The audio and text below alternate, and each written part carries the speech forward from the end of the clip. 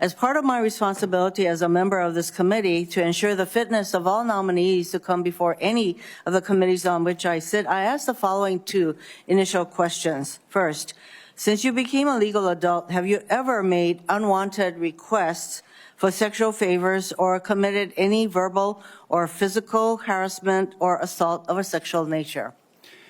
No, Senator. Have you ever faced discipline or entered into a settlement relating to this kind of conduct? Senator, I was falsely accused in October of 2017. It was fully investigated, and I was completely cleared. I don't think completely cleared is accurate, but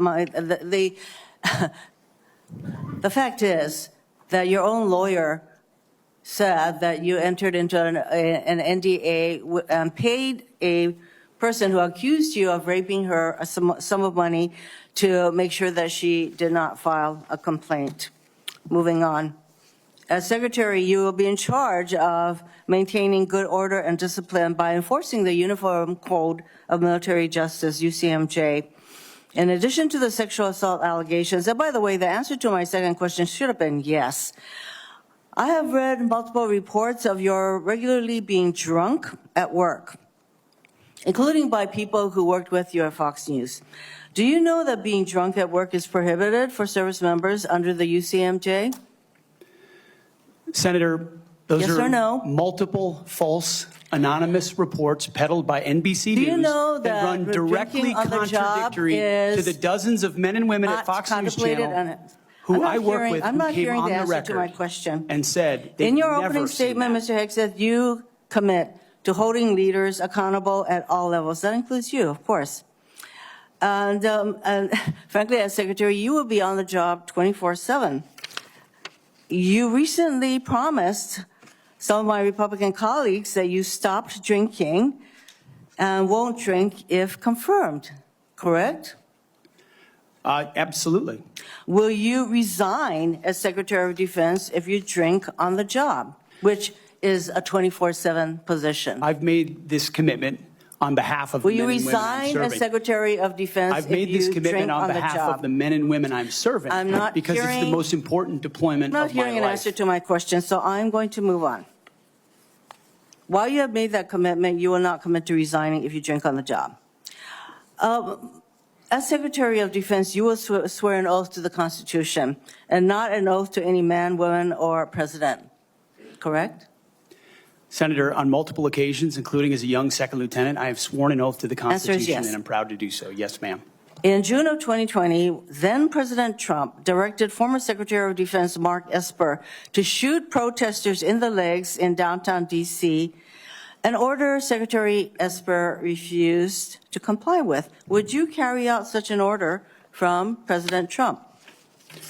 Senator, I was in the Washington, D.C. National Guard unit that was in Lafayette Square during those events. Would you carry out an order to shoot protesters in the legs? I saw 50 Secret Service agents get injured by rioters trying to jump over the fence, set the church on fire, and destroy a statue. That sounds to me that you will comply with such an order. You will shoot protesters in the leg. Moving on. President-elect has attacked our allies in recent weeks, refusing to rule out using military force to take over Greenland and the Panama Canal, and threatening to make Canada the 51st state. Would you carry out an order from President Trump to seize Greenland, a territory of our NATO ally Denmark, by force, or would you comply with an order to take over the Panama Canal? Senator, I will emphasize that President Trump received 77 million votes to be the lawful commander-in-chief of this country. We're not talking about the election. My question is, would you use our military to take over Greenland or an ally of Denmark? Senator, one of the things that President Trump is so good at is never strategically tipping his hand. And so I would never in this public forum give one way or another direct what orders the president would give me in any context. That sounds to me that you would contemplate carrying out such an order to basically invade Greenland and take over the Panama Canal. Current DoD policy allows service members and eligible dependents to be reimbursed for travel associated with non-covered reproductive health care, including abortions. Will you maintain this common sense policy? Senator, I've always been personally pro-life. I know President Trump has as well, and we will review all policies, but our standard is whatever the president wants on this particular issue. With my advice, I will take a look at. If the president tells you that this common sense policy will not be maintained, you will not enable our service members to seek reproductive care. So it sounds I don't like believe to me. the federal government I'm not should be hearing funding answers to my questions, travel for Mr. abortion. Chairman. I just want to note that the other area that of serious concern to me is President Trump saying that he wants to use the military to help with mass deportations, which will cost billions of dollars. And what that will do to readiness is very, very concerning. Mr. Hegseth, I have noticed a disturbing pattern. You previously have made a series of inflammatory statements about women in combat, LGBTQ service members, Muslim Americans, and Democrats. Since your nominations, however, you have walked those back on TV in interviews and most recently in your opening statements.